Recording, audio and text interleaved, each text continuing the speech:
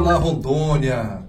Boa tarde, sejam bem-vindos ao Política com Café, aqui no Rondônia ao Vivo, que é o site de maior audiência do estado de Rondônia. De longe, de maior audiência. E hoje nós temos dois convidados especiais aqui. O grão-mestre Claudenilson Alves, do Grande Oriente Brasil, da maçonaria, e o secretário de comunicação também do GOB, o Rubens Nascimento. Sejam bem-vindos. Mestre, é contigo a palavra. Seja muito bem-vindo. É uma honra ter vocês aqui no Política com Café. Obrigado, meu amigo, meu futuro irmão, Dejani Averroes. Eu quero saudar todos que estão em casa nesse momento, nos assistindo, e dizer que é uma satisfação enorme estar aqui presente para falar, para trazer algo sobre a nossa sublime ordem, sobre a nossa maçonaria. De coração, estou feliz por estar aqui. Obrigado mesmo. Rubens, bem-vindo. O Rubens é jornalista também, tá? E assessor de... secretário de comunicação, já foi secretário de governo também. Bem-vindo. Obrigado, é um prazer estar aqui, acompanhar nosso grão-mestre nessa atividade, nessa divulgação. É um prazer. Hoje tivemos a oportunidade de ser recebido pelo Paulo Andreoli, parceiro de muito tempo, amigo, né, que nos recebe aqui na casa dele, juntamente com você, para que nós possamos falar hoje exatamente da maçonaria, falar desse trabalho que nosso grão-mestre vem desenvolvendo na maçonaria de Rondônia, em todo o Brasil, participando exclusivamente também das ações a nível de Brasil. Então, assim, para nós será muito bom hoje mostrar para a sociedade um pouco do que é a maçonaria, né? Porque é muita coisa, a gente vai tentar fazer hoje, mostrar um pouquinho daquilo que nós somos, né, grão-mestre? Perfeitamente. O mestre, eu acho que as pessoas de casa têm muitas dúvidas, porque a maçonaria é uma instituição fechada, né, ao público. Então, e ela desenvolve um trabalho incrível na área de filantropia, né? Atende muitas pessoas, até mais pelo tamanho da maçonaria e pela atividade fim, ela atende mais pessoas até do que muitas instituições do terceiro setor. Mas nós vamos falar sobre isso já já. Mas antes, fala pra gente um pouquinho sobre o Grande Oriente Brasil. Tem outras vertentes da maçonaria, como o Glamaron, enfim. Faz uma explanação para nós aqui. É interessante que as pessoas tenho certeza que elas têm dúvidas. Tá. Para você que está em casa, e tantos outros, essa incógnita, maçonaria é fechada? Maçonaria acredita em Deus? O que é a maçonaria? O que é essa instituição? O que é essa instituição? A maçonaria é uma associação formada por homens livres e de bons costumes, que prefere a justiça e a verdade, e é amigo do rico e do pobre, se eles forem virtuosos. Então veja, a maçonaria ela não tem distinção. Basta a pessoa ser um homem virtuoso, eles são nossos amigos. O que é o Grande Oriente do Brasil, Rondônia? Nós somos no estilo federativo. Nós temos o nosso soberano grão-mestre lá em Brasília. Estou em Rondônia na condição de grão-mestre, como se eu fosse o governador. Nós temos 44 lojas, que nós temos veneráveis e os obreiros. Então veja, o nosso soberano grão-mestre em Brasília é como se fosse o presidente da República, na nossa instituição. Aqui, o grão-mestre de Rondônia, ele é o governador. Os veneráveis seriam nos municípios os prefeitos. Isso para ter um entendimento melhor certo. Como funciona a nossa sublime ordem. O Grande Oriente do Brasil, nós temos os três poderes. O poder executivo, em Rondônia, que é comandada por mim, grão-mestre. Nós temos o poder legislativo, que é a poderosa Assembleia Legislativa Estadual Maçônica, que é comandada pelo nosso amado e poderoso irmão Pedro Mancebo. E nós temos também o nosso Tribunal de Justiça, que é o poder judiciário, comandado pelo nosso irmão Lélio. Nós temos, paralelo a isso, o Ministério Público, que é o irmão Zaqueu Nojaim, o nosso irmão Everton Aguiar, e nós temos também o outro, que é o nosso Tribunal de membro do Ministério Público adjunto. E nós temos, paralelo a isso, que dá todo apoio à Assembleia Legislativa Estadual Maçônica, o Tribunal de Contas, que é comandado pelo nosso querido e amado irmão Geoval. Então veja que nós temos todos os poderes de fiscalização, os poderes que elaboram as leis, o executivo, todos nós temos um conjunto. Os poderes nossos, eles são independentes e harmônicos entre si. Pois bem, mas o que é o Grande Oriente do Brasil? Essa instituição que é toda uma federação. Nós somos 27 grão-mestre no país inteiro. Cada estado tem um grão-mestre e o Distrito Federal. Somos em 27. Hoje, nós somos em mais de 80 mil obreiros, 80 mil famílias. O Grande Oriente do Brasil. Eu trago para Rondônia, que é o nosso foco aqui. Rondônia. Nós temos 1.280 obreiros, ou seja, 1.280 famílias que trabalham em prol da sociedade. Qual é o nosso objetivo aqui? É trabalhar, é ajudar a sociedade. Aonde tem uma pessoa precisando, tem a mão estendida da maçonaria, o braço forte da ordem para ajudar. O que forma o Grande Oriente do Brasil, Rondônia? Nós somos formados por algumas instituições. O Grande Oriente do Brasil, Rondônia. E aí nós temos a Fraternidade Feminina Cruzeiro do Sul, que é uma instituição formada, uma agremiação formada pelas esposas dos maçons. Nós temos a Academia Maçônica de Letra. Ela é paramaçônica, mas filiada ao Grande Oriente do Brasil, e também temos irmãos da nossa Glom-Marron, que daqui a pouco eu faço esclarecimento sobre a Glom-Marron. Nós temos a Ordem de Molay, que cuida dos jovens, dos meninos, filhos de maçons e convidados. Instruir o menino no caminho do bem, mesmo depois da velhice, ele não se desviará. Isso é Provérbios 22. E nós temos ainda as filhas de Jó, que são as meninas, filha dos maçons e convidadas. Observe, nós temos a preocupação com o jovem. Ordem de Molay e filhas de Jó. E nós temos também a APJ, Ação Paramaçônica Juvenil, que esses se agremiam meninos e meninas juntos. E nós temos ainda os nossos bodes do asfalto, que fazem filantropia sobre duas rodas. Todo esse conglomerado de instituição, ela forma o Grande Oriente do Brasil, Rondônia. Então, observe aqui quantas famílias, quantos irmãos, quantas cunhadas, quantos sobrinhos, sobrinhas nós temos envolvidos nesse trabalho de fazer filantropia. Mas qual é o objetivo da maçonaria? É exatamente estender a mão ao menos favorecido. Esse é o nosso trabalho. Aqui, fazer uma parte, a nossa querida Glom-Marron. O que é Glom-Marron? São as grandes lojas de Rondônia. Aqui eu mando um abraço especial ao meu querido sereníssimo grão-mestre, Paulo Benevenuto Tupã. Um abraço, meu irmão. Deus abençoe, que continue nessa luta conosco, ajudando ao próximo. Nosso irmão sereníssimo Advita, Aldino Brasil, nosso querido Aldino, nosso Claudinho, que é o nosso sereníssimo adjunto, nosso irmão também, Juscelino, está lá na Energisa. Um abraço, meu amado, que Deus abençoe sempre. Essa instituição chamada Glom-Marron não se diverge em nada do Grande Oriente do Brasil, Rondônia. O que separa a gente, e não separa, o que nós trilhamos da seguinte forma: a Glom-Marron, o poder central dela é aqui em Rondônia.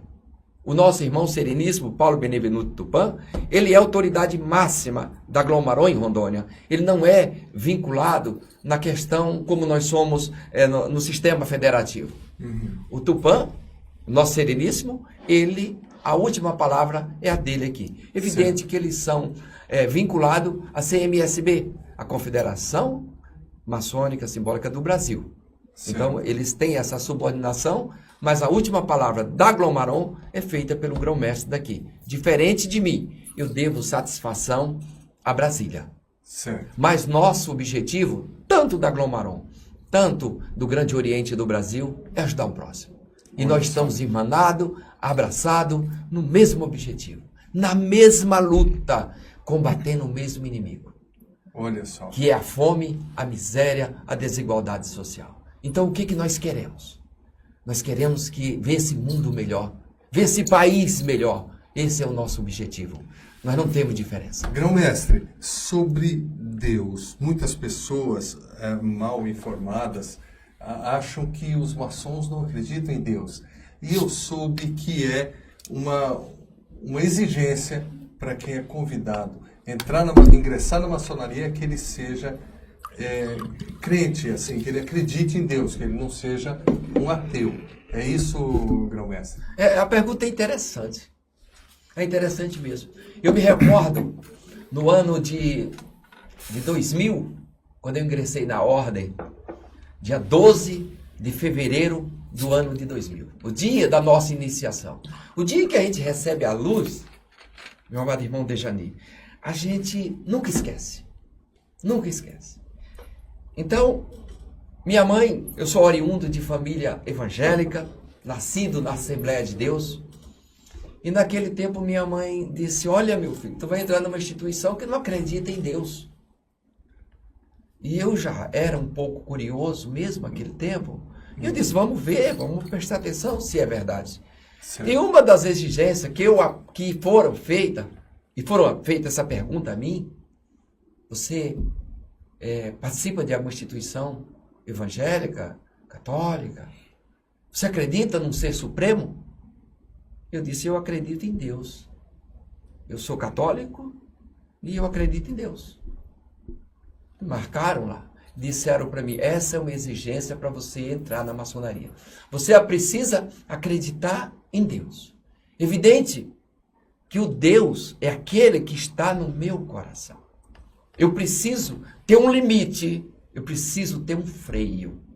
Então nós acreditamos em Deus. Essa é uma exigência. Se você for ateu, se você não acreditar em um ser supremo, você não entra na maçonaria. Nós chamamos de grande arquiteto do universo. Gadu, grande arquiteto do universo, que é Deus. Certo. É quem fez o céu, a terra, fez esse mundo, criou tudo isso aqui. É o grande arquiteto. E é nele que nós acreditamos. Agora, nós não discutimos dentro de loja política partidária, religião. Não. De jeito nenhum. Você só precisa ser temente a Deus. E para você ingressar na ordem, essa é uma segunda pergunta que você fez, já junto dessa pergunta de crença. Para ingressar na maçonaria, elas têm mesmo alguma exigência. Nós não chamamos o ser humano, venha meu irmão, venha do jeito que você está. Não. É nós, maçons, que vamos dizer se você está apto ou não para ser o nosso irmão. Os irmãos biológicos, isso é interessante, os irmãos biológicos, nós recebemos ele, nosso pai, junto com a nossa mãe, e faz o menino, e nós recebemos, ele concebe para nós aquela criança que nós chamamos, e é o nosso irmão. Na maçonaria, o nosso irmão é o contrário. Somos nós que vamos escolher esse irmão. Ele precisa ser homem livre e de bons costumes. Certo. Pode me dizer assim, então ele não precisa entrar na maçonaria.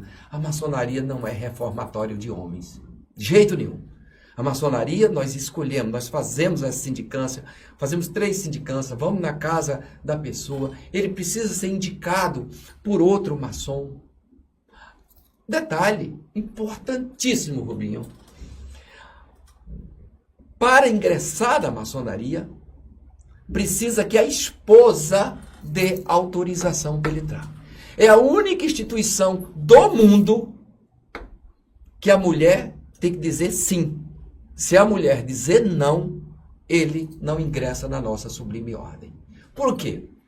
No momento que a mulher diz não, e nós aceitamos ele ingressar na nossa ordem, nós estamos criando uma discórdia dentro de casa. E nós, maçons, nós primamos pela família. Olha só. Nós primamos pela família. Então a mulher precisa autorizar que ele entre na maçonaria. E se disser assim, Escute aqui, só entra na maçonaria se for rico? Não. Não, não, não. Evidente que toda instituição, ela tem alguns custos. Porque nós precisamos construir lojas, nós precisamos pagar o ar-condicionado, a energia elétrica. Ajudar as pessoas nós precisamos ajudar as pessoas nas ações filantrópicas. É necessário a ajuda. Certo. Então, tudo isso tem que ser com dinheiro, não tem como. E nós temos dois públicos. Um que ajuda e o outro certamente que precisa ser ajudado. Certo. Por isso que quando nós fazemos nossa seleção, nós perguntamos, isso que você vai gastar, aquilo que você vai pagar na sublime ordem, vai fazer falta para a sua subsistência, para o seu cotidiano? Vai trazer prejuízo para a sua família? Se ele disser vai, então vamos ser amigo, vamos ser companheiro, vamos compartilhar conosco, vamos ajudar nas nossas ações filantrópicas, mas você, nesse momento, você ainda não está apto para ingressar na sublime ordem. Certo. Então é isso. Mestre, eu vou fazer uma pergunta para o Rubens Nascimento. O Rubens, ele é historiador também, é jornalista, historiador. Fala para nós, tem um símbolo na frente das lojas que é um triângulo, né, com compasso, régua, enfim. Fala um pouquinho para nós da história da maçonaria e desse símbolo que está visível na frente das lojas maçônicas, por onde a gente passar, a gente vê. Vejam só, o Grão-Mestre acabou de falar que nós chamamos Deus de grande arquiteto do universo. Veja que nós estamos trabalhando sobre arquitetura divina, né? É o design divino, é quando você olha para uma libélula voando e você diz, quem construiu isso? Né? E para você construir aquilo, tecnicamente você teria que ter algumas ferramentas, e esse é o grande divino que ele desenhou aquilo.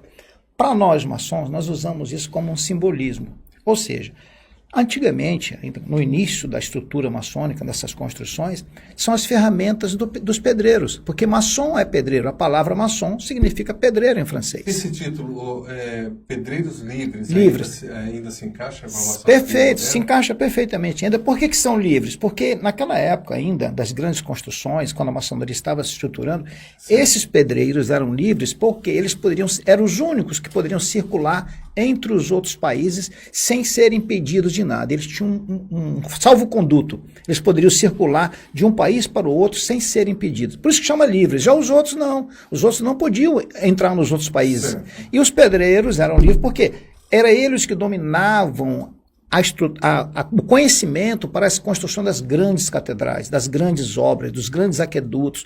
Eram esses homens que passavam por uma instrução desde primeiro os graus simbólicos que hoje a maçonaria usa, aprendiz, companheiro e mestre.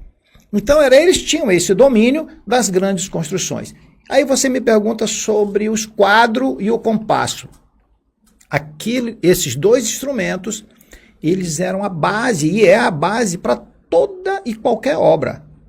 Toda e qualquer obra. Você precisa do esquadro e compasso. É ele que faz as medidas exatas das coisas. E esse simbolismo nós trazemos para nós. Por quê? É com o esquadro e o compasso que nós vamos nos desbastar. Nós somos uma pedra bruta. Quando você entra na maçonaria, você é considerado uma pedra bruta simbólica. E simbolicamente, esses dois instrumentos é onde você vai utilizar para você medir as tuas ações, circular a tua estrutura, e com o cinzel e o malhete que nós usamos, também, você vai se autodesbastar. Isso é simbolicamente, ou seja, você vai tirar os teus defeitos, você vai tirar os teus problemas, as tuas vaidades, para que você seja um homem, aí vem a palavra livre de pensamento. Certo. Porque nós falamos agora há pouco que nós não tratamos de religião dentro da ordem. Mas é por isso que a religião, durante muito tempo, perseguiu os maçons por conta dessa liberdade de pensamento? Exatamente, mas é exatamente por isso. Nós temos 4 bulas papais que condenavam a maçonaria, porque nós sempre pregamos não só a liberdade de pensamento, mas a liberdade física também. Certo. A maçonaria atuou em todas as ações no mundo hoje, libertando das garras, como a Inquisição, a Grande Inquisição. Nós tivemos milhares de maçons que foram para a Fogueira Santa. E nós temos um nome hoje principal, que a gente trata hoje, que chama-se Jacques de Molay. Entendeu? de Molay, ele foi queimado na fogueira Na em fogueira. 1300, Por aí. pela Inquisição, Exatamente. Era o grão-mestre da Ordem dos Templários. Da Ordem dos E Templários. você veja que a Ordem dos Templários nasceu dentro da estrutura católica, da Igreja Católica. Só que com os estudos eles passaram a perceber que a forma como a igreja tratava as coisas não era uma forma divina, não havia uma coisa natural. Você não podia cegar um homem com fogo quente para que ele acreditasse em algo. Isso não existe. Então, se percebeu que essa atrocidade não podia ocorrer e a maçonaria começou a divergir disso.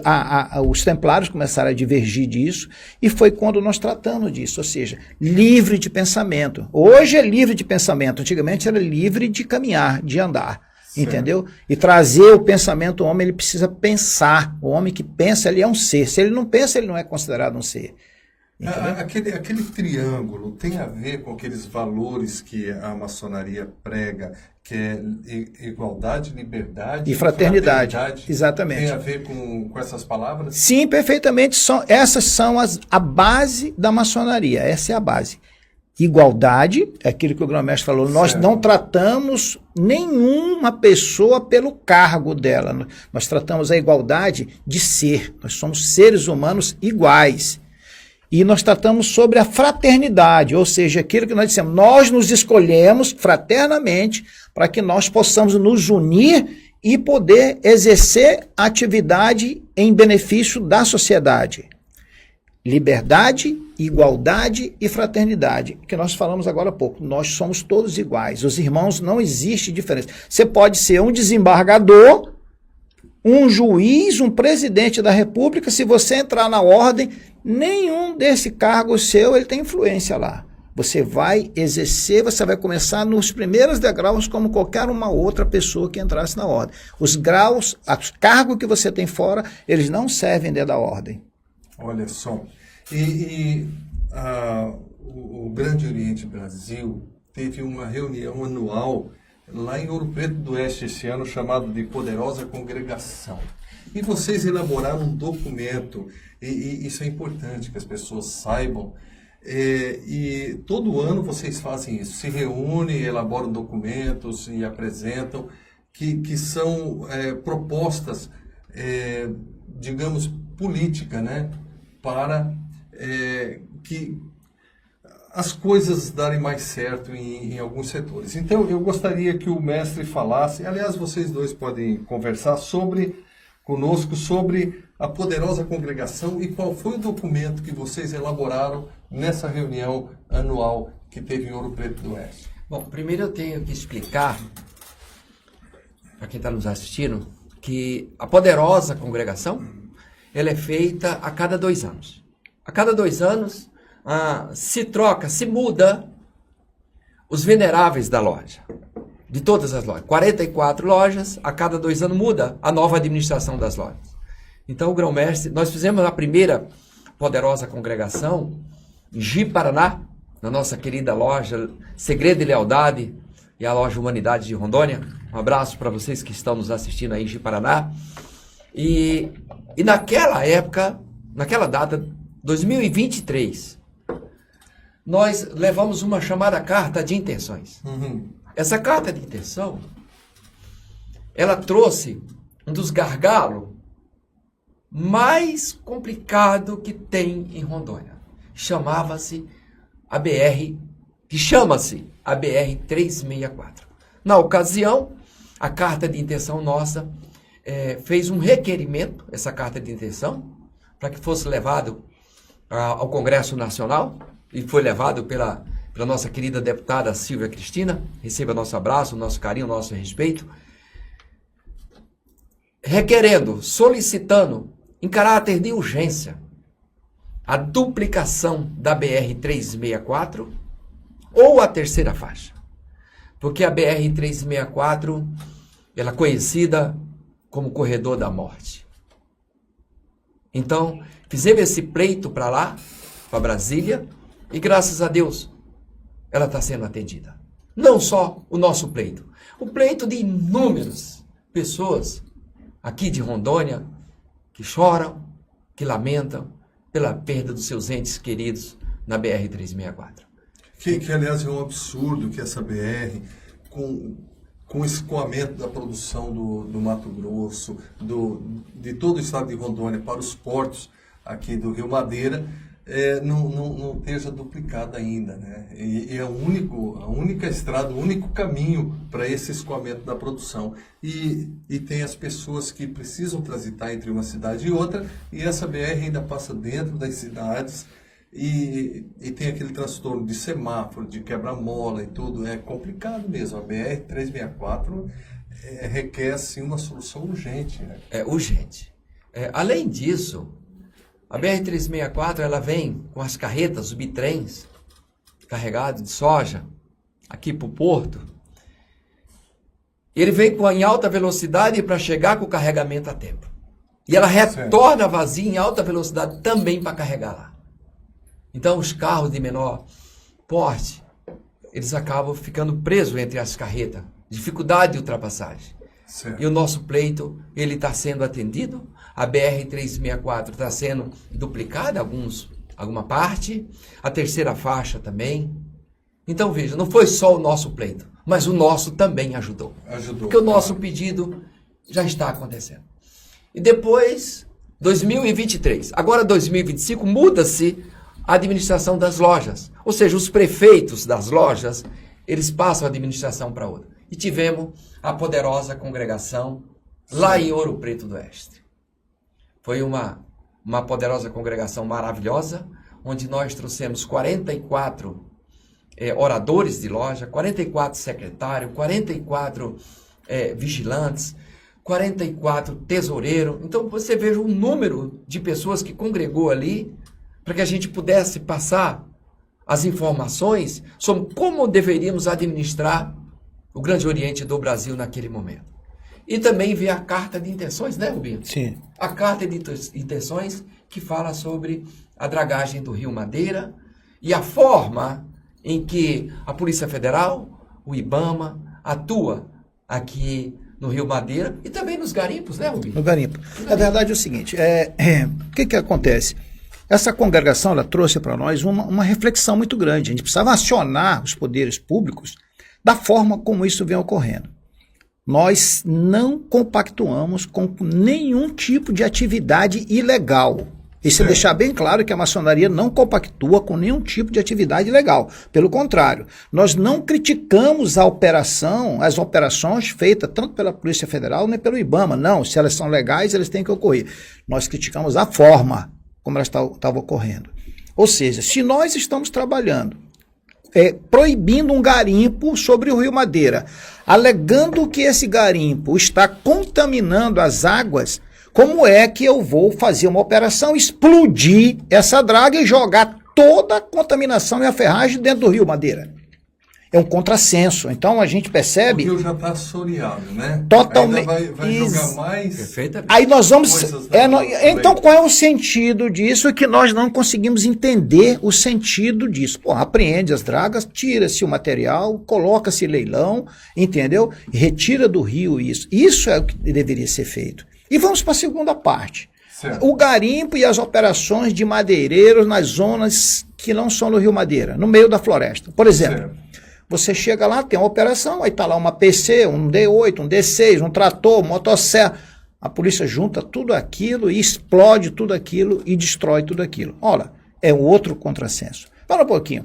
Quem comete o crime é o homem, não é a máquina. Então, essas máquinas, nós temos as prefeituras com problemas, as associações de produtores rurais, de pequenos produtores rurais, que não tem um trator para fazer uma produção. Por que não se apreende esses equipamentos, se doa para essas instituições, cadastra as instituições, faz um termo de responsabilidade e passa esses equipamentos para essas instituições produzirem? Então, nós temos hoje aqui a piscicultura, que a gente precisa da piscicultura, fazer tanques, a prefeitura não tem uma PC para fazer isso. E está explodindo, as máquinas explodindo, quando isso podia estar dentro da estrutura das prefeituras, das associações de produtores, de pequenos produtores, para ajudar no desenvolvimento. Então, foi exatamente esse contrassenso que essa carta de intenções da poderosa congregação agora em Ouro Preto, ela tratou desse tema. E ela foi muito grande, isso foi para o Ministério da Justiça,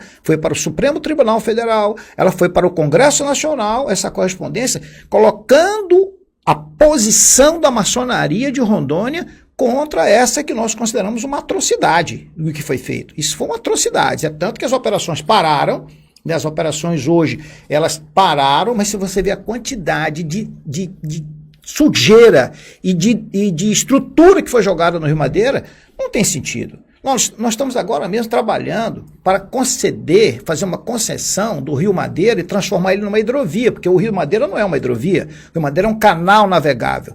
E o rio, ele é inoperante na época da seca. Nós temos aqui hoje toda a estrutura nossa, tanto o combustível que vem do Amazonas para cá, e a alimentação que nós mandamos para o Amazonas, a Zona Franca de Manaus, a Zona Franca de Manaus que manda todos os produtos através do Rio Madeira para cá, não consegue navegar. E a soja que sai daqui, porque o rio está assoreado. O Rio Madeira, como vinha acontecendo, era uma coisa que você não tem noção. Se pega uma máquina aqui, o banco de areia está aqui, ela draga a areia daqui e joga atrás dela, para que o rio possa carregar. Então ela elimina esse problema daqui e gera outro problema lá na frente, porque a correnteza da água, ela vai levar esse material para outro canto. O Rio Madeira é um rio novo, é um rio em formação, ele não tem leito definido, ele não tem um canal definido ainda.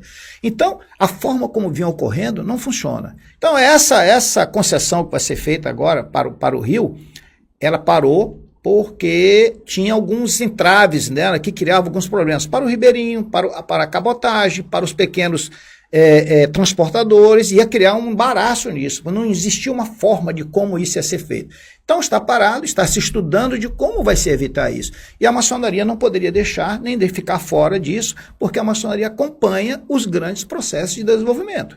E você fala com autoridade, né, Rubinho? Você foi secretário de planejamento. Foi isso? Não, de desenvolvimento. De desenvolvimento do Estado de Rondônia. Desenvolvimento, no governo Confúcio. No governo né? Confúcio. Nós criamos a Superintendência de Desenvolvimento, que foi a SUDER, né, que ela trabalha o setor de comércio e indústria do Estado. Né? Nós tivemos no conselho da SUFRAMA, né? E também na presidência do CONDER, que é o Conselho de Desenvolvimento do Estado. Então, essa estrutura de desenvolvimento já passou para a nossa mão de alguma forma e nós tivemos posicionamento sobre isso. É lógico que, automaticamente, eu, como maçom, nós temos que trazer isso para dentro da nossa ordem para que a ordem possa realmente, com uma estrutura que acompanhe o desenvolvimento, também fazer a sua posição política com relação a isso. E eu não entendo, não é racional você pegar um equipamento e afundar no rio, causando poluição, óleo na água, pegar um trator lá do meio da floresta e botar fogo, não tem gerando sentido. Poluição. É como você pegar o dinheiro ilegal e rasgar e queimar. Não, e o órgão... Ninguém tem que fazer isso. Esse equipamento pode ser utilizado. Né? E o órgão que está fazendo, o Instituto Brasileiro de Meio Ambiente. É o IBAMA que está fazendo, que tecnicamente jamais poderia ter sido feito. Quem deveria ser responsabilizado pela poluição é o próprio órgão fiscalizador. É verdade. E essa proposta de vocês, já teve alguma manifestação lá em Brasília sobre essa proposta? A gente acredita nela, como ela foi encaminhada, a primeira coisa que a gente percebeu é que as operações foram suspensas, né? As operações estão suspensas. Ou a forma como está sendo feita hoje, a questão do Rio Madeira hoje também está sendo discutida de Brasil. A gente tem um contato muito grande com as bancadas de Rondônia, tem esse contato. O grão-mestre é uma pessoa que tem esse acesso a toda a estrutura, tem acompanhado isso, mas você sabe que a estrutura governamental é lenta. Ela é lenta por si só, lenta. Então, assim, mas com certeza absoluta, a forma como estava sendo feita, a gente já percebeu que deu uma mudada nisso, porque nós não vamos ficar calados. Não só Rondônia nisso, como também o Grande Oriente do Brasil, a nível de Brasil, a nível de estrutura da potência maçônica brasileira. Verdade. Olha só, para deixar mais grifado aqui, mais fundamentado, eles estão dizendo que eles não são contra as operações do IBAMA, do ICMBio, enfim, dos institutos, dos órgãos ambientais. Eles são a favor de que haja operação e qualquer pessoa que esteja errado que seja punido, não é isso? É a forma. É a forma que está sendo feito, né? Que poderia ser mais racional, né? Exatamente. Olha só. Então, Olha só, pessoal, quero aproveitar um parênteses aqui e conversar aqui com o mestre Claudenilson Alves, grão-mestre, e com o Rubens, sobre o prêmio IPEC de liderança. O Instituto Haverot, ele pesquisou, com apoio aqui do Rondônia ao Vivo, da agência Alfa, nós pesquisamos vários segmentos da sociedade de Rondônia. E premiamos aqui jornalistas, a maçonaria se destacou e mereceu esse prêmio. E também teve um promotor de justiça, o Cicobi lá de Vilhena, o Cicobi Credisul, a OCB, pessoas do SEBRAE, enfim, de várias instituições, inclusive políticos da Assembleia, prefeitos, alguns vereadores. O IPEC, com o Rondônia ao Vivo, premiou 60 líderes que fizeram a diferença em Rondônia no ano de 2025. E nós já mandamos o certificado lá para o grão-mestre Claudenilson. Nós estamos homenageando o grão-mestre Claudenilson em nome, lógico, de toda a maçonaria, porque a gente percebe que existe unidade, né? E vocês trabalham em equipe, em comunhão, e o resultado dos trabalhos da maçonaria é um trabalho em conjunto sob a liderança do mestre Claudenilson. Grão-mestre, né? Então, nós queremos homenagear o grão-mestre Claudenilson e que se estenda a toda a maçonaria pelo trabalho excelente que vem realizando a vida inteira, né? Isso há alguns séculos já, né? Mas é bom que se em algum momento a gente passe a reconhecer isso, né? E que nós aqui de fora possamos também ver, enxergar as boas obras e o trabalho excelente que a maçonaria faz em todos os aspectos, principalmente na atividade fim de vocês, que é ajudar o próximo, não é isso? Então eu quero passar para a mão de vocês o troféu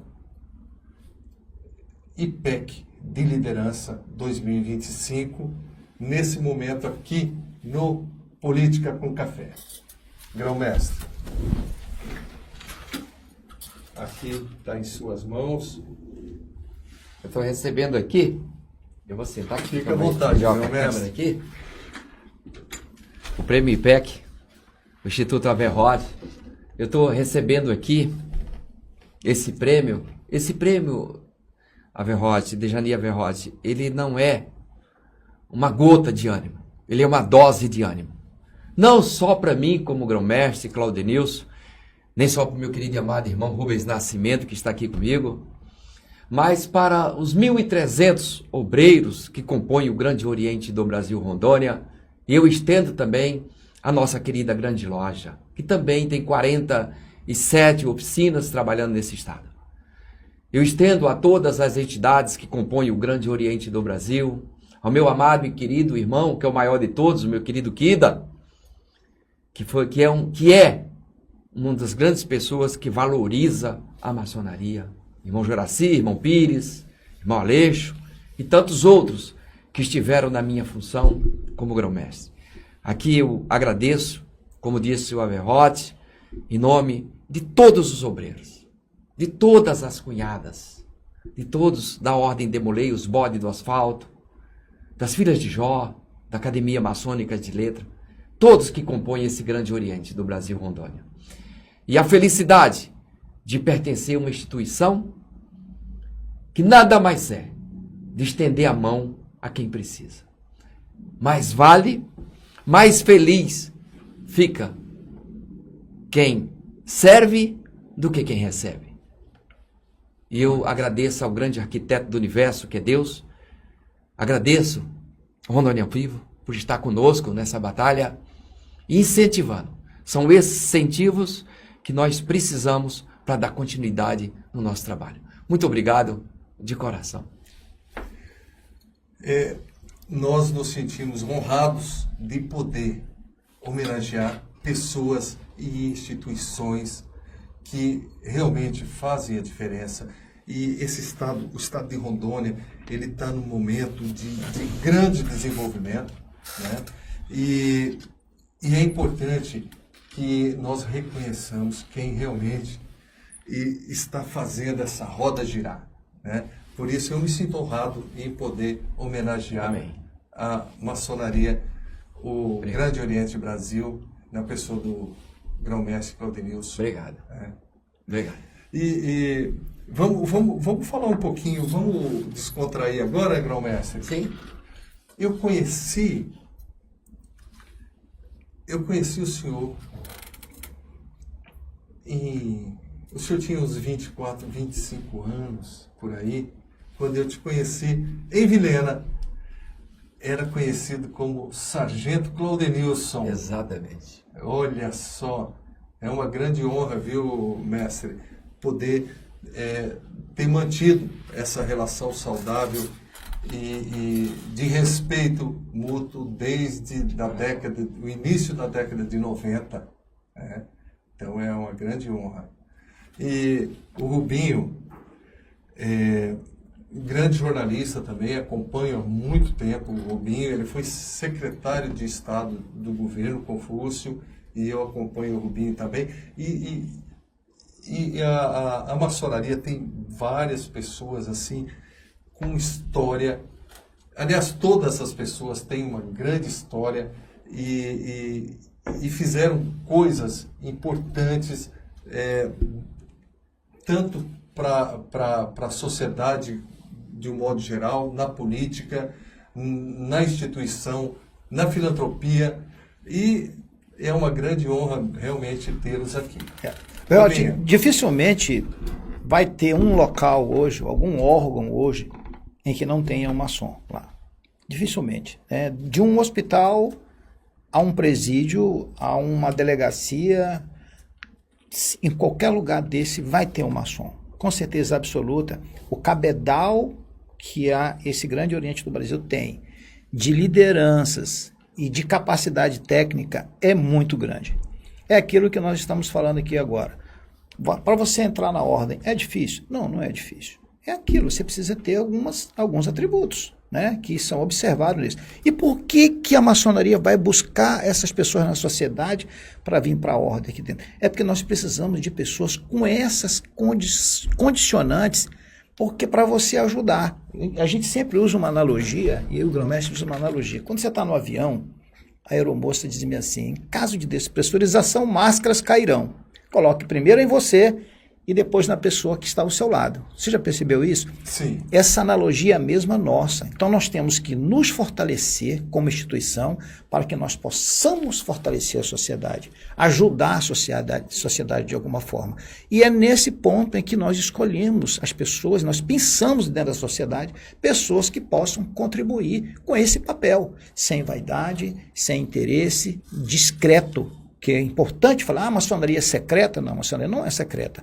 Ela é discreta, porque nós não precisamos fazer publicidade. Nós não precisamos fazer publicidade daquilo que nós fazemos. Qual é o interesse de fazer publicidade? Divulgação é outra coisa, é totalmente diferente você divulgar os feitos, até para que a sociedade tome conhecimento daquilo que nós estamos fazendo, mas não publicidade. Publicidade é diferente, publicidade vem da vaidade, do interesse de se projetar, e isso de alguma forma. E esse não é o papel da ordem. É tanto que as nossas ações, a maioria delas, são apenas divulgadas, e aliás, muito pouco. Né, grão-mestre? Diga-se de passagem, muito pouco. Divulgar mais. Mas é praticamente insignificante a divulgação que é feita das ações que são feitas. É aquilo que nós estamos falando agora há pouco. Se você juntar as 44 lojas que nós temos aqui, e você vê que ao longo do ano inteiro as atividades são voltadas exclusivamente para a filantropia. Quando você vê um almoço da Loja Verdade, que lá tem 1.000 e poucas pessoas lá que vão participar desse almoço, por exemplo,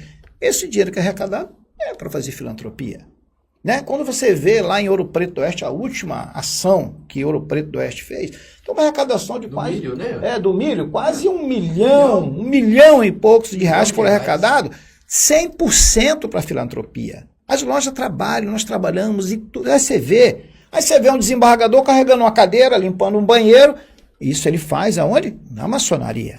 Dificilmente ele vai fazer na casa dele, mas na maçonaria faz, porque não existe diferença. Exatamente. Não há diferença. Não há diferença. Ninguém, um carrega a cadeira, o outro limpa o banheiro, o outro assa um churrasco, e assim nós nos fortalecemos, porque não tem a vaidade do cargo que tem no mundo profano, que a gente chama mundo profano, que é o mundo fora da sociedade, né? Então, é essa a diferença da maçonaria, e faz com que você observe isso e diz, poxa, eu estou vendo ali um juiz de direito, eu estou vendo um desembargador carregando uma cadeira, juntando uma lata no chão durante um evento. Por que esse homem está fazendo isso? Eu quero fazer parte disso, eu também quero ajudar nisso. E é nesse momento em que a maçonaria traz essas pessoas aqui dentro com esse compromisso. Seu objetivo é esse mesmo? É de ajudar a sociedade? Ou você olha para a ordem como uma forma de querer se projetar? Não vai conseguir. Dentro da ordem não vai. Se uma pessoa procura hoje a maçonaria achando que ele vai utilizar essa instituição milenar para se projetar pessoalmente, isso não vai acontecer dentro da nossa ordem. Mestre Claudenilson, vocês estudam muito e incentivam o estudo. Então, a gente percebe que a pessoa, quando ingressa na maçonaria, ela tem uma evolução muito boa. Eu tive lendo, por curiosidade, na internet, e alguém estava questionando por que o maçom fica rico. E aí tinha outra pessoa explicando, um maçom explicando. Diz, não, é porque quando a pessoa ingressa na maçonaria, ela é incentivada a evoluir. Evoluir o quê? Os valores, né? Eleger valores mais fortes e mais melhores para ele e estudar muito. Faz sentido isso, Grão-Mestre? Faz sentido, sim. A pessoa, quando ela ingressa na maçonaria, muitas vaidades que ela achava que tinha, ela deixa de lado. Uhum. Isso representa economia, é contabilidade pura. E outro detalhe, a partir do momento que a pessoa começa a ser vigilante nas suas ações, ser vigilante com a sua família, ele passa a ter uma vida melhor. É isso que nós apregamos na maçonaria. Você tem que respeitar, você tem que estar junto com a família. É aquilo que nós queremos. Então, tudo isso são valores. E se você cultivar esses valores, certamente, você vai melhorar de vida. Olha só. É? Nós chegamos no final do programa, aliás, passamos alguns minutos, mas está tudo certo. O Rondônia ao vivo é bom porque isso aqui é um podcast, a gente não tem o horário definido, nós temos um período para fazer, mas nós podemos estender e por isso passamos alguns minutos. Então eu quero passar a palavra primeiramente aqui para o Rubens e depois para o Claudenilson, para a gente já ir se despedindo do pessoal de casa. Só fazendo uma complementação, Sim. É importante lembrar que na maçonaria nós temos 33 graus. 33 Então, esses graus são ascensões que você tem de estudos, onde você vai estudando, você vai estudar filosofia, você vai estudar sociologia, você vai passar por isso. É como se fosse uma academia. O maçom é obrigado a apresentar trabalho como se estivesse numa faculdade. Ele tem que demonstrar que ele tem conhecimento. Isso acontece todo o tempo nas lojas. Todos os dias nas lojas tem um tempo separado, isso nas sessões, chamado tempo de estudo, onde ele vai mostrar que ele aprendeu algo e vai mostrar como que isso escrito, isso passa por uma comissão de avaliação. Então, é rígido a coisa, é rígida, não é chegar e dizer, não, ela passa por um processo todo. E ao longo desses 3 graus, nós temos os 3 graus básicos da maçonaria, que é aprendiz, companheiro e mestre, que são os graus simbólicos, e temos a partir do 4º grau, que são os graus filosóficos, onde você já entra num outro nível de maçonaria, é outro nível onde você vai começar a estudar dentro da estrutura filosófica da ordem. E é nesses 3 primeiros graus é que nós observamos, às vezes a gente pode cometer um erro, a gente pode trazer da sociedade uma pessoa e nós cometemos um erro, como todas as instituições têm, e é nesses 3 primeiros graus onde a gente tem condição ainda de frear algumas ações dali que a gente percebeu que foi feito errado. Então a gente tem esse controle, a preocupação é muito rígida e todo irmão é vigilante de outro irmão. Olha só. Você está entendendo? Às vezes você não percebe onde você está, mas lá tem um maçom te observando. Então, para nós é um prazer estar aqui com vocês, falar um pouco do que é a nossa ordem, mostrar para a sociedade como é que ela funciona e dizer que o Grande Oriente do Brasil, aqui com a permissão do meu grão-mestre aqui, está aberto para que a sociedade possa visitar a nossa ordem, Sim, conhecer a nossa estrutura, né? A gente faz questão disso, a gente quer que a sociedade, nós não somos fechados em nada, visite as nossas lojas, converse com nossos veneráveis, com nossos irmãos, encontrou o irmão que sabe que é maçom na rua, questione, pergunte, nós estamos aqui para responder isso. Muito obrigado, entendeu? Um prazer estar aqui com você, entendeu? Agradecer o Paulo Andreoli, amigo de longas datas aqui dentro, o espaço que ele está nos cedendo ao Grande Oriente do Brasil. Mandar um abraço fraterno a todos os nossos irmãos, nós estamos encerrando a nossa atividade, né, grão-mestre? Sim. Mandar um abraço fraterno a todos os nossos irmãos aqui, desejando um Feliz Natal, um ano novo próspero para todos, e que o ano que vem começamos novamente com mais força. Olha só, antes do mestre fazer as considerações finais, eu quero pegar um gancho ali do que você falou sobre a pessoa evoluir na loja com os irmãos. Em programação neurolinguística, a gente estuda uma coisa chamada metamodelagem. Certo. Então, nós somos a média das 5 pessoas com quem nós convivemos diretamente. E como ali é um lugar de cultivar valores, então eu acredito que o maçom, pela convivência com os outros, ele acaba metamodelando isso. Perfeito, né? você fechou. Perfeitamente. Você fechou, você fez exatamente esse fechamento. Esse é o ponto. Esse é o ponto com essa. Esse é o ponto. Que bom. E a gente não deixa um para trás, a gente não deixa ninguém para trás, entendeu? Se você não evoluiu naquilo, a gente vai lá e traz de você, e aí, para multiplicar, fazer ele multiplicar novamente. Entendeu? Que maravilha. Grão-mestre, a palavra está contigo para as considerações finais. Eu quero agradecer aqui o Averrote, Dejani Averrote. Você trocou num ponto e me fez eu retroagir no tempo lá, década de 90. Sim. Né? Nós trabalhávamos juntos lá em Vilhena. Receba meu carinho, meu abraço, viu? De coração. Um grande homem. Gratidão. Averrote, uma pessoa maravilhosa, uma pessoa que sempre procurou fazer o bem, cultivar o bem. Continue assim nessa senda, viu? E olha que eu conheço ele desde 1990. Ficamos um tempo sem nos ver, né? Destinos diferentes, mas nos encontramos novamente. Obrigado pelo carinho, obrigado a todos que nos assistem, obrigado Rondônia Visão, porque Rondônia ao Vivo, por ter permitido da gente chegar aqui e falar da Sublime Ordem. E nós estamos à disposição lá no Palácio Maçônico Euclides Sampaio Frois, na Eptes Azevedo, 2045 o número. Quem tiver curiosidade, quem quiser ir lá conversar, tomar um café, né, Rubi? Nós estamos lá à disposição. Quem quiser saber um pouco mais sobre a Sublime Ordem, sobre a maçonaria, nós estamos lá. Tá? Muito obrigado, fico feliz de estar aqui e poder falar da nossa Sublime Ordem. De coração, muito obrigado. Obrigado vocês, foi uma honra receber vocês aqui no Rondônia ao Vivo. Pessoal de casa, obrigado, um abraço, até a próxima semana.